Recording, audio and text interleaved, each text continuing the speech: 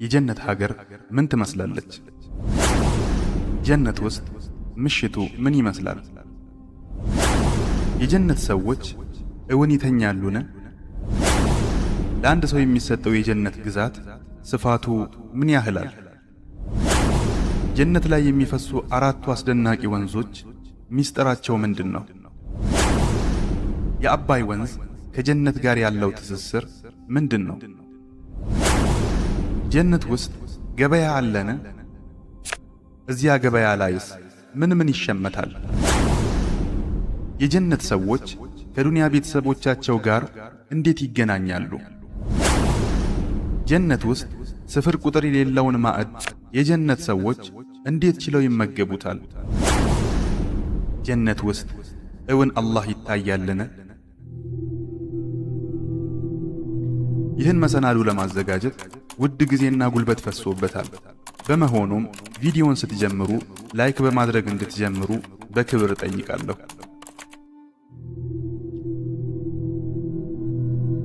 ለቅጽበት ቆም በል። ይህን እምልህ ቪዲዮ ረጅም ስለሆነ አይደለም፣ ነገር ግን አሁን የምታዳምጠው ጉዞ ተራ ጉዞ ስላልሆነ ነው። ይህ የምነግርህ ዝም ብሎ የሚወራ ተረት ወይንም ለመዝናናት ተብሎ የሚፈጠር ምናባዊ እይታ አይደለም።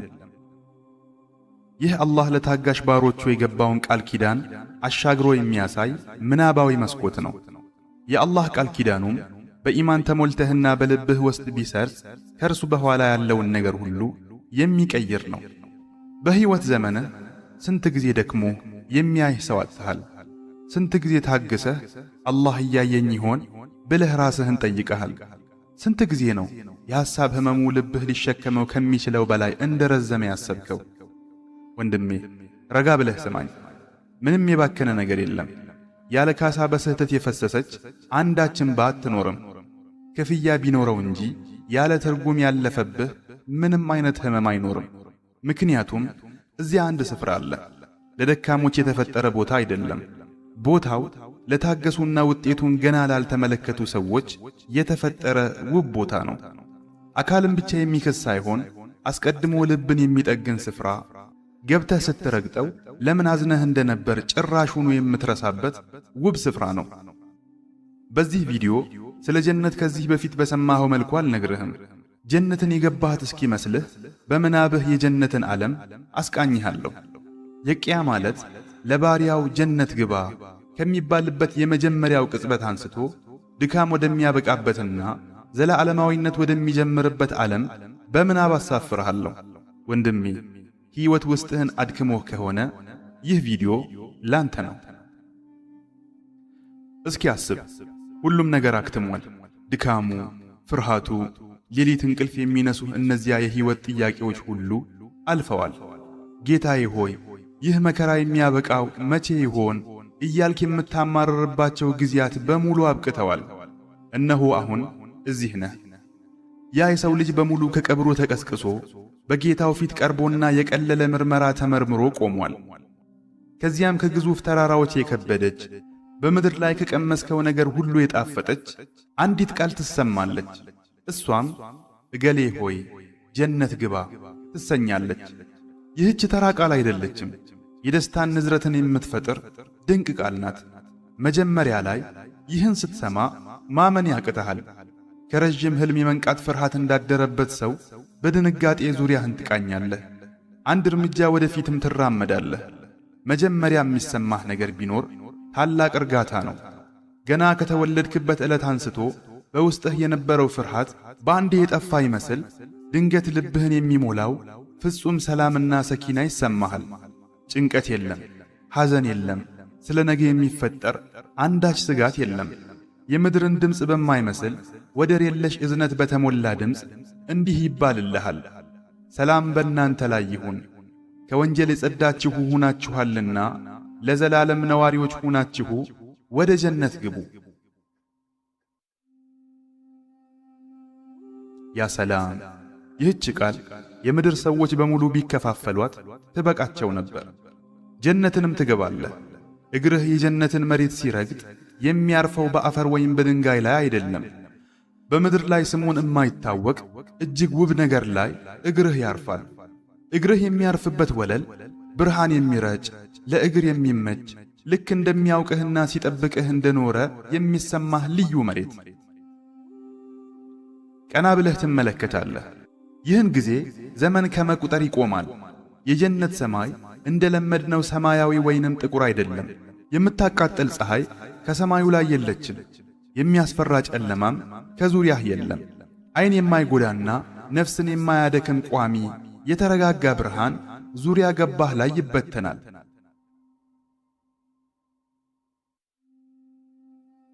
ስለ አየሩ ምን ልበልህ?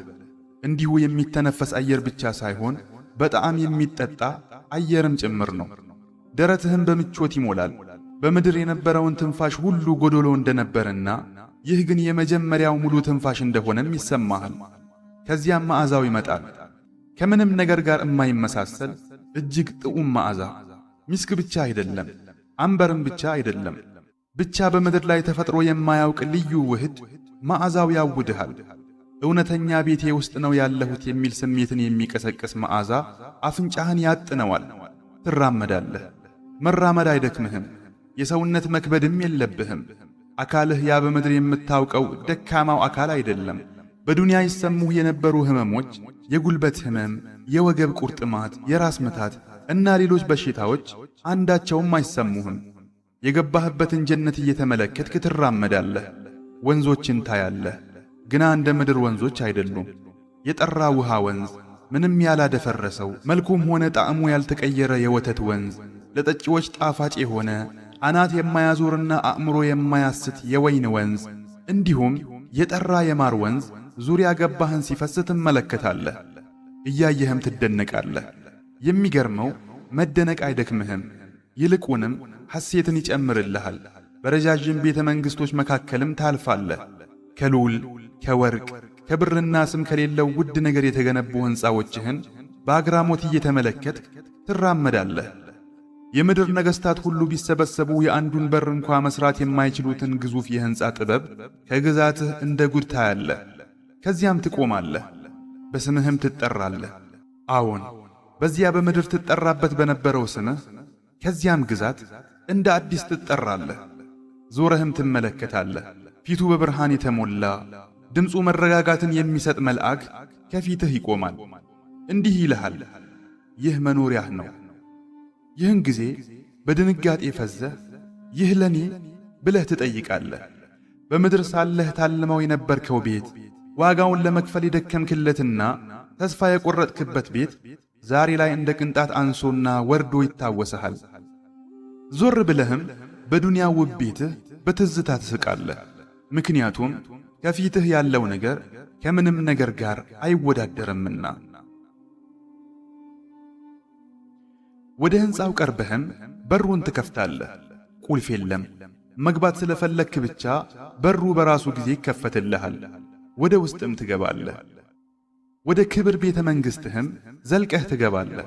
በዚህኛው ጊዜ ግን እንደ በፊቱ በፍርሃት እየተንቀጠቀጥክ ወይም እያመነታህ ሳይሆን ከዚህ ውጣ ተብለህ እንደማትባረርና ይህ ቦታ ለጉብኝት ሳይሆን ለዘላለም መኖሪያነት እንደተሰጠህ በተረዳ ሰው ሁኔታ እርግጠኛ እርምጃ ትራመዳለህ። ለመጀመሪያ ጊዜ የዘላለም ዘውታሪነት ትርጉም በሐሳብ ደረጃ ሳይሆን በልብህ ውስጥ እንዳደረና ስጋት እንደሌለብህ ይሰማሃል። የሕንፃው ግድግዳዎች ዝም ብለው የቆሙ አይደሉም። መረጋጋትን በጆሮህ የሚያንሾካሹኩልህ ይመስልሃል። ቀለማቱ ለዓይን የሚታይ ብቻ ሳይሆኑ ልብን የሚያስደስቱና የሚያረኩ ናቸው። እያንዳንዱ የቤቱ ማዕዘን በምድር ላይ ሕይወትህ ዓለም የጠበበችህን ጊዜያትና እንባ ያፈሰስክበትን ክፍል ያስረሳህ ዘንድ ተለይቶ የተሠራ ድንቅ ቤት ይመስላል። ዓይንህን ወደ ውስጥ ስትልክ ጭንቅንቅ ወይንም ግርግር ሳይሆን ወሰን የሌለው ስፋት ነው ላንተ የሚታይህ። ስፋቱ በቦታው ብቻ ሳይሆን በነፍስህም ውስጥ መረጋጋትና ስፋትን ይፈጥርልሃል። አልጋዎችህ በክብርና በሥርዓት ተሰድረዋል። ምንጣፉና ልብሱ ከሐር የተሠራ ሆኖ ሲተኛበትም ሲለበስም ቆዳን አይለበልብም። መዓዛው አፍንጫን አይዘጋም፣ የስትንፋስ ደረትህን ያሰፋልሃል እንጂ። ወደ አልጋው ስትጠጋ ለማረፍ ብለህ የመቀመጥ ፍላጎት አይሰማህም። ምክንያቱም ድካም የሚባል ነገር ገና ከጀነት ስትገባ ከላይህ ላይ ተገፎ ወድቋልና። እጅህን ግድግዳው ላይ ታሳርፋለህ። እንደ ድንጋይ ያልጠጠረ እንደ እንጨት ያልከረደደ ልዩ ልስላሴ እጅህን ይሰማሃል። ያን ግድግዳ የምድር ሰዎች ቢነኩት ከልስላሴው ብዛት በሕልም እንጂ በእውነት ያለ አይመስላቸውም። ድንገት ትቆማለህ። የቆምከው የሚያስፈራ ነገር አጋጥሞህ አይደለም። ልብህ በአንድ እውነት ግልጽና ንጹሕ በሆነ ስሜት ስለተሞላ ነው። ይህም ስሜት እዚህ ግዛት ውስጥ አልታመምም፣ አላረጅም፣ አልፈራም፣ እዚህ ማንንም አላጣም፣ ራሴንም እዚህ አልጥልም የሚል ነው። ይህች የነጻነት ሐሳብ ብቻ የኖርክበትን የዕድሜ ልክ ሸክም ታራግፍልሃለች። ከዚህ በፊት ፈገግ ብለህ የማታውቀውን አይነት ፈገግታ ፈገግ ትላለህ። በምድር ሕይወትህ ያጣኸው ነገር ሁሉ ለዚህች ቅጽበት የተከፈለ ርካሽ ዋጋ እንደነበረም ትረዳለህ። በዙሪያህ እንቅስቃሴዎች ይሰሙሃል። ረብሻ የሌለበት የማያስደነግጥ የተረጋጋ ሕይወትን የሚያሳብቅ እንቅስቃሴ ትሰማለህ። ዕድሜያቸው የማይለወጡ የሆኑ ልጆች አንተን ለመኻደም እንደተበተነ ሉል ሆነው እያብረቀረቁ በፊትህ ሽር ጉድ ይላሉ። ድምፃቸውን ከፊትህ ከፍ አያደርጉም። እነዚህ አገልጋዮች ዓይን አይቶት ጆሮ ሰምቶት የማያውቅ መጠጥ በወርቅና በብር ዋንጫዎች ይዘው ከፊትህ ቆመዋል። መጠጡ የሚቀርብልህ ስለ ጠማህ አይደለም፣ የጀነት ጸጋ ጉድለትን ለመሙላት ሳይሆን ፍጹምነትን ለመጨመር ነውና። የመጠጫ ዋንጫውን ትቀበላቸዋለህ በጉጉት ሳይሆን በእርጋታ። ስትቀምሰው ጊዜ በጉሮሮህ ላይ ይቆማል። ጣዕሙ በምድር የምታውቀውን አይነት ጣዕም አይመስልህም። ጣፋጭ ብቻ አይደለም፣ ሰላም የሚሰጥ ጥዑም መጠጥ ነው። ጉሮሮ አይዘጋም፣ ሆድ አይከብድም፣ ስካር የለውም። ከጠጣኸው በኋላ ንጹሕ ሐሴት ነፍስህን ይሞላታል። በቤተ መንግሥቱ ውስጥ ስትዘዋወር ሌሎች እልፍ አላፍ በሮችን ታገኛለህ። በሮቹ ሲከፈቱ ወደ ክፍል ሳይሆን ወደ አስደናቂ እይታዎች ይወስዳሉ። ማለቂያ የሌላቸው የአትክልት ስፍራዎች፣ ፍራፍሬዎቹ በአክብሮት ዝቅ ብለው ትቀነጥሳቸው ዘንድ ወደ አንተ ቀርበዋል። እጅህን መዘርጋትም ሆነ ወደ ዛፉ ላይ መውጣት አያስፈልግህም። ሁሉም ነገር ከአላህ ዘንድ ታዟል። ሁሉም ነገር በጸጥታ ቋንቋ እንዲህ ይልህ ይመስላል፣ እኛ ለአንተ የተፈጠርን ነን፣ ምክንያቱም አንተ በምድር ታግሰሃልና። ወደ በረንዳው ትወጣለህ። ጀነትን ካሰብካት በላይ ሰፊ ሁናም ታገኛታለህ። የቤተ መንግሥትህ ሕንፃዎች የተራራቁ ቢሆኑም ላንተ ሁሉም ቅርብ ናቸው። ወንዞች ለስለስ ባለ ጩኸት ይፈሳሉ። በምድር አይታቸው የማታውቃቸው ቀለም ያላቸው ወፎች ይበራሉ። ድምፁ የማይረብሽ የተስቢሕ አልያም የውዳሴ ድምፅ አየሩን ሞልቶት ትሰማለህ። ፍጥረቱ ሁሉ ያለ ግጭት፣ ያለ ፈተናና ያለ እንባ ፈጣሪውን የሚያመልክ ይመስላል። በዚያች ቅጽበት ያለ ምንም መቻኮል እዚያው በቆምክበት አንድ ጥልቅ እውነት ትረዳለህ። ጀነት ማለት ውብ ቦታ ብቻ ሳይሆን ዘላቂ የሆነ የልብ እርካታ መሆኑን። ያ በምድር ሕይወትህ በገንዘብ፣ በእንቅልፍ፣ በሰዎችና በብቸኝነት ስትፈልገው የነበርከውን ዕረፍት እዚህ ግዛት ውስጥ በነጻ ታገኘዋለህ። ይህን የመሰለ ዕረፍትና መረጋጋት ለዚህ ቀን፣ ለዚህ ቦታ፣ ለዚህ አቀባበልና ለዚህ የማይጠፋ ሰላም ታስቦ የቆየ እንደሆነም ትረዳለህ። ይህን ጊዜ ድሎትህ ሲሟላለህ ልብህ ረጋ ብሎ መጠየቅ ይጀምራል። ቤተሰቦቼን ሳላገኝ ጌታዬን ሳላናግርና ትልቁን ገጠመኝ ሳላይ ጸጋው እንዲህ ከሆነ ያኛው ዋናው ጸጋ እንዴት ይሆን? እነዚያ ቤተ መንግሥቶች፣ የሚፈሱ ወንዞችና የሐር አልባሳት ምንም እንኳ ቢገዝፉ ለሌላ ጥልቅ ጸጋ መሸጋገሪያ ብቻ መሆናቸውን ለመረዳት ጊዜ አይፈጅብህም።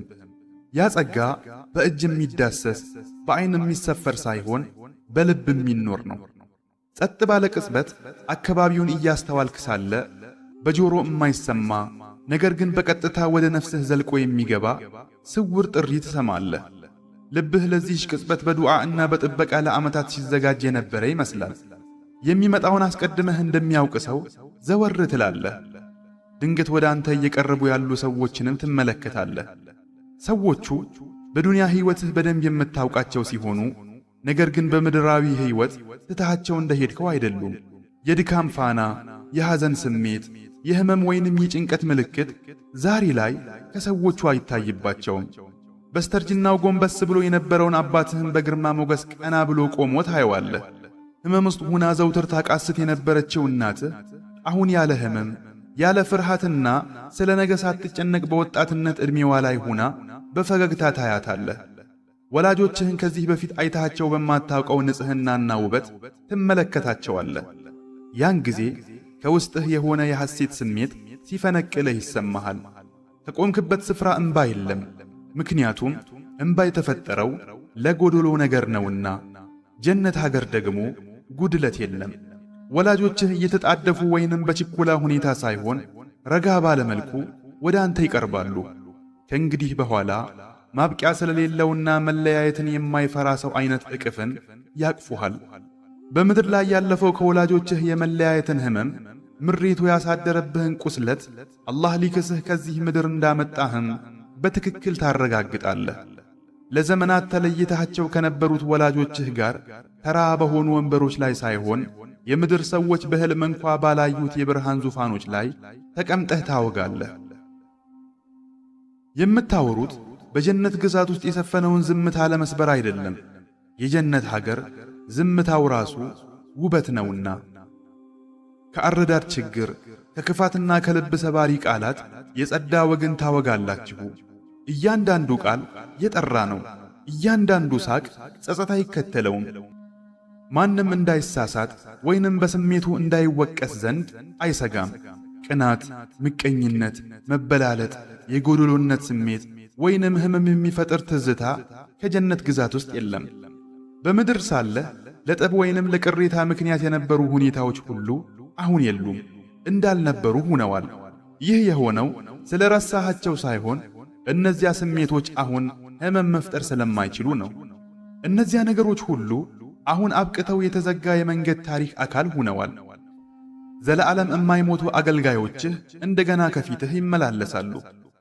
ቀለማቸው ከመቀመሱ በፊት ዓይንን የሚያረካ የሆኑ ልዩ ምግቦችን አገልጋዮችህ ያቀርቡልሃል። የቀረበልህን ምግብ ስትመገብ ክብደት ወይም የጣዕሙን ለዛ የሚቆርጥ ጥጋብ አይሰማህም። ይልቁንም እያንዳንዱ ጉርሻ ያለ ድካም ፍላጎትን ይጨምራል። እያንዳንዱ ጣዕም ልዩ ለዛ አለው። ይህ የአፍ ጣዕም ብቻ ሳይሆን የመላ ሰውነትም እርካታ ነው። ከዚያም በምድር ላይ በዚህ ልክ ታይቶ በማይታወቅ መልኩ ውብ ያልነበረው የማኅበራዊ ሕይወት ጸጋ እንደ አዲስ ይጀምራል። ያለ ቀጠሮ መገባበዝ፣ ያለ ግብዝነት መገናኘት፣ ማንም እገፋለሁ ወይም እረሳለሁ ብሎ የማይሰጋበት መሰባሰብ ከጀነት ሀገር ቀጠሮ ይያዛል።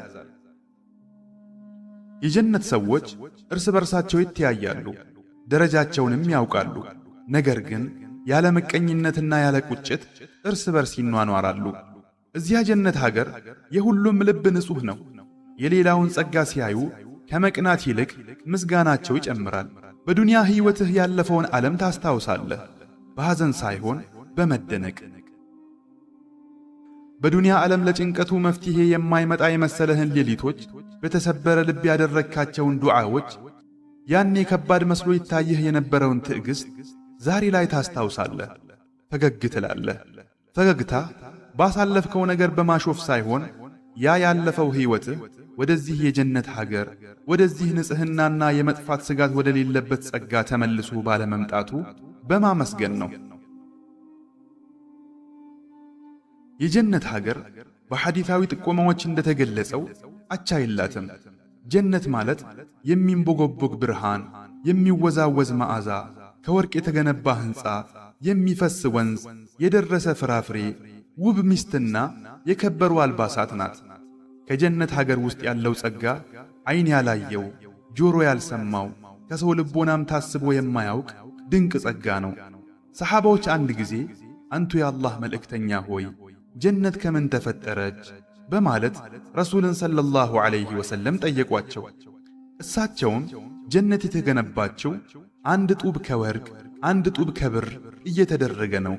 ግንባታዋ ሲካሄድ ጭቃዋ አልያም ሲሚንቶዋ መልካም መዓዛ ያለው ሚስክ ሲሆን አፈሯ ዛዕፈራን፣ ጠጠሮቿ ደግሞ ሉልና ያቁት የተሰኙ የከበሩ ድንጋዮች ናቸው። ወደ እርሷ የገባ ይደሰታል እንጂ ተስፋ አይቆርጥም፣ ለዘላለም ይኖራል እንጂ አይሞትም፣ ልብሱ አይበላሽም፣ ወጣትነቱም አይከስምም በማለት መለሱላቸው። አላህም እንዲህ ሲል እውነቱን ተናገረ። እዚያ ጀነትን ባየህ ጊዜ ጸጋንና ትልቅን ንግሥናን ታያለህ። አላህ ከጀነት ጸጋ የደበቀልን ነገር አእምሮ ሊደርስበትና ሐሳብ ሊገነዘበው የማይችል ታላቅ ነገር ነው። የጀነት በሮች 8 ናቸው። መላእክት እንደሚገቡት ሁሉ አማኞችም በእነዚህ በሮች ይገባሉ። ከበሮቹ መካከል ረያን የሚባል አለ። እርሱም ለጾመኞች ብቻ የተለየ ሲሆን ከእነርሱ ውጪ ሌላ ማንም አይገባበትም። ሰላት ለሚያበዙ ለመጽዋቾችና በአላህ መንገድ ለሚለፉ እንዲሁ የየራሳቸው በር አላቸው። ጀነት ወንዞች፣ ምንጮች፣ ዛፎች፣ ሕንፃዎች፣ ብርሃንና ጥሩ ነፋስ አሏት። ስለ ጀነት ወንዞች በተመለከተ ረሱል ሰለላሁ ዐለይሂ ወሰለም ሲነግሩን ከአንድ መሠረት የሚፈልቁ 4 ወንዞች ማየታቸውን ገልጸዋል። ከነዚህ ውስጥ 2ቱ ግልጽ አሊያም ውጫዊ ሲሆኑ እነርሱም አባይና ኤፍራጥስ ናቸው። 2ቱ ደግሞ ድብቅ አሊያም ውስጣዊ የሆኑ በጀነት ውስጥ የሚገኙ ወንዞች ናቸው። ከጀነት ወንዞች መካከል አላህ ለመልእክተኛው ሰለላሁ ዐለይሂ ወሰለም የሰጣቸው አልከውተር ምንጭ አንዱ ነው። የጀነት ወንዞች ውሃ ብቻ አይደሉም። ይልቁንም ከፊሎቹ የውሃ ከፊሎቹ የወተት የጠጅና የተጣራ ማር ወንዞች ናቸው። የጀነት ምንጮችን በተመለከተ ደግሞ ካፉር፣ ተስኒምና ሰልሰቢል የተሰኙ ጣፋጭና ቀዝቃዛ ምንጮች ይገኙበታል። በጀነት ውስጥ ሌሊትና ቀን የሚባል ነገር የለም። ያለው ዘለዓለማዊ ብርሃን ብቻ ነው።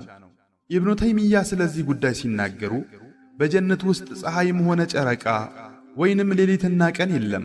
ነገር ግን ጠዋትና ማታ የሚታወቀው ከዙፋኑ በኩል በሚፈነጥቅ ብርሃን ነው ብለዋል። የጀነት ነፋስ መዓዛው መልካም ሲሆን ዙሪያዋን ያውደዋል። አማኞችም ይህንን መዓዛ ከ40 ዓመት የጉዞ ርቀት ያገኙታል። በጀነት ውስጥ አንድ ፈረሰኛ በጥላዋ ስር 100 ዓመት የሚጓዝባት ትልቅ ዛፍ አለች። እንዲሁም በቁርአን ውስጥ በግልጽ የተወሳችው ሲድረቱል ሙንተሃ የተሰኘችው ዛፍም እዚያው ትገኛለች። ሌላዋ ጡባ የተሰኘችው ዛፍ ስትሆን ይህች ዛፍ እጅግ ግዙፍና ትልቅ ናት። የጀነት ሰዎች ልብስም የሚሰራው ከእርሷ ነው። የጀነት ጥሩ መዓዛ ያላቸው ተክሎች አለቃ ሂና አሊያም እንሶስላ ሲሆን የጀነት ዛፎች ግንዳቸው ከወርቅ ነው። ከአቡ ሁረይራ ረዲየላሁ ዐንሁ እንደተላለፈው ረሱል ሰለላሁ ዐለይሂ ወሰለም እንዲህ ብለዋል። በጀነት ውስጥ አንድ ዛፍ አለች። ጋላቢ ፈረሰኛ በጥላዋ ስር 100 ዓመት ቢጓዝ አያቋርጣትም፣ ጥላዋም አያልቅም። ከፈለጋችሁም የተዘረጋም ጥላ አለላችሁ የሚለውን የቁርአን አንቀጽ አንብቡ። እንዲሁም በጀነት ውስጥ ዓይን ያላየው ጆሮ ያልሰማው በሰው ልብም አልያም ህሊና ውል ብሎ የማያውቅ ድንቅ ነገር አለ። ከፈለጋችሁም ለእነርሱም ከዓይን መርጊያ ምን እንደተደበቀላቸው የትኛዋም ነፍስ አታውቅም የሚለውን አንቀጽ አንብቡ። በጀነት ውስጥ የአለንጋ ያህል የምትይዝ ቦታ ከዓለምና በውስጧ ካሉት ነገሮች ሁሉ ትበልጣለች። ከኢብኑ ዓባስ ረዲየላሁ ዐንሁ እንደተላለፈው ረሱል ሰለላሁ ዐለይሂ ወሰለም እንዲህ ብለዋል። በጀነት ውስጥ ሉዕባ የምትባል ሑረል ዒን አለች። እርሷም ከ4 ነገሮች ተፈጥራለች፣ ከሚስክ፣ ከአንበር፣ ከካፉርና ከዛዕፈራን ሲሆን ጭቃዋን በሕይወት ውሃ አልያም ማኡል ሐይዋን ተቦክቷል። አላህም ለእርሷ ሁኚ አላት፣ እርሷም ሆነች። ሑረል ዒኖች ሁሉ ለእርሷ አድናቂዎች ናቸው። ባህር ውስጥ ከምራቋ እንትፍ ብትል ኖሮ የባህሩ ውሃ በሙሉ ይጣፍጥ ነበር። በአንገቷም ላይ እንዲህ ተብሎ ተጽፏል፣ እንደኔ አይነት ምስት እንዲኖረው የሚሻ ሰው ለጌታዬ ታዛዥ ሆኖ ይስራ። ታላቁ የቁርአን ሙፈሲር ሙጃሂድ እንዲህ ብለዋል።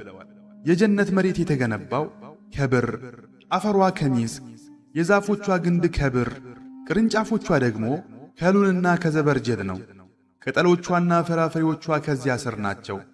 ቆሞ የበላት ሰው አይጎዳውም፣ አይቸገርም። ተቀምጦም መብላት የሻው ሰው አይቸገርም። ተኝቶም መብላት የሻ ሰው አይጎዳም። ዛፏ በማንኛውም ሁኔታ ለመመገብ ምቹ ናት። ይህ ማለት ቆሞም ሆኖ ተቀምጦ ለሚበላ ሰው ፍሬዎቿ ቅርብ ናቸው ማለት ነው። የጀነት ሰዎች ጀነትን የእሳት ሰዎች ደግሞ እሳትን ሲገቡ አንድ ተጣሪ እንዲህ ብሎ ይጣራል፣ እናንተ የጀነት ሰዎች ሆይ አላህ ዘንድ ሊፈጸምላችሁ የሚፈለገው ቀጠሮ አላችሁ። እነርሱም ምንድነው እሱ? ሚዛናችንን አላከበደልንምን? ፊታችንን አላበራልንምን? ጀነት አላስገባንምን? ከእሳት አላወጣንምን? ይላሉ። ከዚያም መጋረጃው ይገለጣል፣ ወደ አላህም ይመለከታሉ። ነፍሴ በእጁ በሆነችው ጌታ እምላለሁ። ወደ አላህ ከመመልከት የበለጠ የተወደደ ነገር የጀነት ሰዎች አልተሰጣቸውም። ጅብሪል ዓለይሂ ሰላም አንድ ቀን ወደ ረሱል ሰለላሁ ዐለይሂ ወሰለም መጣና ጌታህ በፊርደውስ ውስጥ ሸለቆን አዘጋጅቷል፣ በውስጡም ከሚስክ የሆነ ክምር አለ። በጀነት ሀገር የጁምዓ ቀን ሲሆን ከብርሃን የሆኑ መድረኮች ይደረደራሉ፣ በላያቸውም ነቢያት ይቀመጣሉ። በያቁትና በዘበርጀድ ያጌጡ ከወርቅ የሆኑ ሚንበሮችም ይደረደራሉ፣ በላያቸውም ስዲቆች አልያም እውነተኞች ሰማዕታትና መልካም ሰዎች ይቀመጣሉ። በጀነት ሀገር የረጅም ሕንፃ ባለቤቶችም ይወርዱና ከእነርሱ በስተጀርባ በዚያ ሚስክ ክምር ላይ ይቀመጣሉ። ወደ ጌታቸውም ይሰባሰባሉ፣ ያመሰግኑታል፣ ያወድሱታልም። አላህም ጠይቁኝ ይላቸዋል። እነሱም ውዴታህን እንጠይቀሃለን ይላሉ። አላህም በእናንተ ተደስቻለሁ፣ ቤቴን ጀነትን አሰፈርኳችሁ፣ ክብሬንም አጎናጸፍኳችሁ ይላል። ከዚያም አላህ ይገለጥላቸዋል፣ ያዩታልም። ለእነርሱ ክብርን ስለሚጨምርላቸው ከጁምዓ ቀን የበለጠ የተወደደ ቀን የላቸውም። በሌላ ሐዲት እንደተዘገበው አላህ ለመላእክቱ ወዳጆቼን አብሏቸው ይላል። የተለያዩ የምግብ አይነቶችም ይቀርባሉ። ምግቡን ሲመገቡም ለእያንዳንዱ ጉርሻ ከሌላው የተለየ ጣዕም ያገኛሉ። ከምግብ ሲያጠናቅቁ አላህ ለመላእክቱ ለባሮቼ አጠጧቸው ይላል። መጠጦችም ይቀርባሉ። ለእያንዳንዱ መጎንጨት ከሌላው የተለየ ጣዕም ያገኛሉ። ጠጥተው ሲያጠናቅቁም አላህ እኔ ጌታችሁ ነኝ፣ ቃል ኪዳኔን ሞላሁላችሁ፣ ጠይቁኝ እሰጣችኋለሁ ይላቸዋል። እነርሱም ጌታችን ሆይ ውዴታህን እንጠይቀሃለን ይላሉ። አላህም በእናንተ ተደስቻለሁ፣ እኔ ዘንድ ጭማሪ ክብረት አለ፣ ዛሬ ከዚህ ሁሉ የበለጠ በሆነ ክብር አከብራችኋለሁ ይላል። ከዚያም መጋረጃውም ይገለጣል። አላህ የሻውንም ያህል ወደ እርሱ ይመለከታሉ፣ ለእርሱም በስጁድ ይወድቃሉ። አላህ የሻውንም ያህል በስጁድ ላይ ሆነው ይቆያሉ። ከዚያም ራሳችሁን ቀና አድርጉ፣ ይህ የዒባዳ አልያም የአምልኮ ስፍራ አይደለምና ይላቸዋል። አላህን ከማየት ውበት የተነሳ የነበሩበትን ጸጋ ሁሉ ይረሳሉ። እርሱንም መመልከት ከሁሉም ጸጋዎች የበለጠ የተወደደ ይሆንባቸዋል። ከዚያም ይመለሳሉ። ከዓርሽ በታች ካለ ከነጭ ሚስክ ኮረብታ ነፋስ ትነፍሳለች፣ በራሳቸውና በፈረሶቻቸው ፊት ላይም ትበትነዋለች። ወደ ቤተሰቦቻቸው ሲመለሱ ሚስቶቻቸው ትተዋቸው ከሄዱት በላይ በውበትና በደም ግባት በልጠው ያገኟቸዋል። ሚስቶቻቸውም ትታችሁን ከሄዳችሁት በላይ ይበልጥ አምራችሁ ተመለሳችሁ ይሏቸዋል። ዒክሪማ እንዲህ ይላል፣ የጀነት ሰዎች ወንዶቻቸውም ሴቶቻቸውም የ33 ዓመት ወጣት ሆነው ቁመታቸው እንደ አባታቸው አደም ዓለይሂ ሰላም 60 ክንድ ሆኖ ነው የሚቀሰቀሱት። ጽዳትና ብሩህነት ያላቸው ወጣቶች፣ ዐይናቸው ኩል የተቀባ 70 የተለያዩ ውብ ልብሶችን የለበሱ ናቸው። እያንዳንዱ ልብስ በየሰዓቱ 70 አይነት ቀለም ይቀያይራል። ባል የሚስቱን ፊቷ ላይ፣ ደረቷ ላይና ቅልጥሟ ላይ እንደ መስታወት ያየዋል። እርሷም እንዲሁ። የጀነት ሰዎች አይተፉም፣ ንፍጥ የላቸውም፣ ከዚህ ውጪ ያለ ቆሻሻም የለባቸውም። በሌላ ዘገባ እንደተላለፈው አንዲት የጀነት ሴት መዳፏን ከሰማይ ብታወጣ በሰማይና በምድር መካከል ያለውን ታበራ ነበር ተብሏል። ዘይድ ብኑ አርቀም እንዲህ ይላሉ፣ አንድ የመጽሐፉ ሰው አይሁድ አልያም ክርስቲያን ወደ ረሱል ሰለላሁ ዐለይሂ ወሰለም መጣና አበል ቃሲም ሆይ የጀነት ሰዎች ይበላሉ ይጠጣሉ ብለህ ትሞግታለህ አላቸው። እሳቸውም አዎን፣ ነፍሴ በእጁ በሆነችው ጌታ እምላለሁ፣ አንድ ሰው በመብላት በመጠጣትና ግንኙነት በመፈጸም 100 ሰው ጉልበት ይሰጠዋል አሉ። ሰውየውም የሚበላና የሚጠጣ ሰው ሽንትና ሰገራ ማውጣት ያስፈልገዋል፣ ጀነት ውስጥ ደግሞ ንጹሕ ናት፣ ቆሻሻ የለባትም አለ። ረሱልም ሰለላሁ ዐለይሂ ወሰለም የጀነት ሰዎች የሚበሉት ምግብና መጠጥ እንደ ሚስክ የሚሸት ላብ ሆኖ ይወጣል አሉት። ዑለማዎች ለእነርሱ ምስጋና ጡባና መልካም መመለሻ አላቸው ስለሚለው የአላህ ቃል ሲናገሩ እንዲህ ይላሉ። ጡባ በጀነት ያለች ውብና ታላቅ ዛፍ ናት። በጀነት ውስጥ የዛፏ ቅርንጫፍ የማያንዣብበው ቤት የለም። በውስጧ የተለያዩ አይነት ፍሬዎች አሉ። ከዚያች ዛፍ ግመሎችን የሚያክሉ ወፎችም ያርፉባታል። ከጀነት ሰዎች መካከል አንዱ ወፍ መመገብ ሲያምረው ያን ወፍ ይጠራዋል። ወፉም ከአንዱ ወገን የደረቀ ሥጋ ከሌላው ወገን ደግሞ የተጠበሰ ሥጋ ሆኖ በገበታው ላይ ይወድቃል። በልቶ ሲጨርስም ወፉ እንደነበረ ሆኖ ከማዕዱ ላይ ተነስቶ ይበራል። ከአቡ ሁረይራ ረዲየላሁ ዐንሁ እንደተላለፈው ረሱል ሰለላሁ ዐለይሂ ወሰለም እንዲህ ብለዋል። ከሕዝቦቼ መጀመሪያ ጀነት የሚገቡት ልክ እንደ ጨረቃ ሙሉ ብርሃን ሆነው ነው። ከዚያም የሚከተሏቸው በሰማይ ላይ እንደሚታይ ደማቅ ኮከብ ሆነው ይገባሉ። ከዚያም በኋላ ደረጃቸው እንደየሥራቸው ነው። የጀነት ሰዎች አይሸኑም፣ አይጸዳዱም፣ አይተፉም፣ ንፍጥ የላቸውም። ጸጉራቸውን ማበጠር በሻቸው ጊዜ ማበጠሪያቸው ወርቅ፣ ጽናቸው አልያም ዕጣን ማጨሻቸው ደግሞ የዑድ እንጨት ነው። ላባቸው ሚስክ ነው። ባህሪያቸው እንደ አንድ ሰው ልብ ነው። ቁመታቸው እንደ አባታቸው አደም 60 ክንድ ነው። ከኢብኑ ዓባስ ረዲየላሁ ዐንሁ እንደተላለፈው የአላህ መልእክተኛ ሰለላሁ ዐለይሂ ወሰለም እንዲህ ብለዋል። የጀነት ሰዎች ሰውነታቸው ላይ ጸጉር የሌለባቸውና ጺምም የሌለባቸው ወጣቶች ናቸው። ከራሳቸው ከቅንድባቸውና ከሽፋሽፍታቸው በስተቀር በሰውነታቸው የብብትና የልሽሽት ጸጉር የላቸውም። ቁመታቸው እንደ አደም ዐለይሂ ሰላም 60 ክንድ፣ ዕድሜያቸው እንደ ዒሳ ዐለይሂ ሰላም 33 ዓመት ነው። ቀለማቸው ነጭ፣ ልብሳቸው ደግሞ አረንጓዴ ነው። ከጀነት ሰዎች አንዳቸው የውሃ ገበታ ከፊቱ ሲያስቀምጥ ወፍ ይመጣና አንተ የአላህ ወዳጅ ሆይ እኔ ከሰልሰቢል ምንጭ ጠጥቼ ከአርሽ በታች ካሉ የገነት ዛፎች ተመግቤ ከእንቶኒ አይነት ፍሬ በልቼ ነው የመጣሁት ይለዋል። ያ ወፍ የአንዱ ወገን ጣዕም የበሰለ ወጥ ሲሆን የሌላው ወገን ደግሞ የተጠበሰ ነው። ከእርሱም የፈለገውን ይበላል።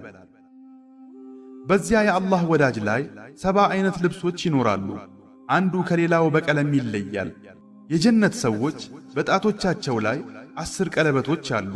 በአንደኛው ላይ ስለታገሳችሁ ሰላም በእናንተ ላይ ይሁን የሚል ተጽፏል። በሁለተኛው በሰላም ተማምናችሁ ግቡባት። በሦስተኛው ይህች ትሰሩት በነበረው ምክንያት የተወረሳችኋት ጀነት ናት።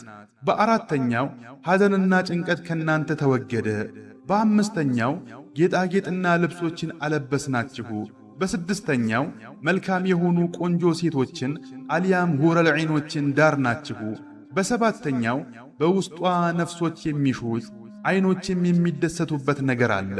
እናንተም በውስጧ ዘውታሪዎች ናችሁ።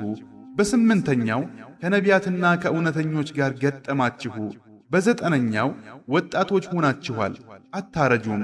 በአስረኛው ጎረቤትን በማያስቸግሩ ሰዎች ጉርብትና ውስጥ አርፋችኋል የሚል ተጽፎባቸዋል። ወንድሜ ያሳለፍካቸው የህመም ሌሊቶች ሁሉ በከንቱ እንዳልነበር አሁን አስታውስ። ልብህን የጫነው ትዕግስት ሁሉ ዛሬ የማታየውን ደረጃ እየጻፈልህ እንደነበር አትዘንጋ። ይህች ዓለም የተፈጠረችው ልትመነዳህ ሳይሆን ልትፈትንህ ነው። ጀነት ግን የተፈጠረችው ከእንግዲህ ስብራት በሌለበት ፍጹም ጥገና ልትጠግንህ ነው። ስለዚህ ዛሬ ልብህ ከተጨነቀ አላህ ዘንድ ቀጠሮ እንዳለህ እወቅ። ህመሞች ሁሉ የሚረሱበት ቀጠሮ። በዚያም ቀጠሮ እንዲህ ይባልልሃል፣ ይህ ስለታገሳችሁት ነገር ነው። የኋለኛይቱ አገር መኖሪያ ምንኛ አማረች።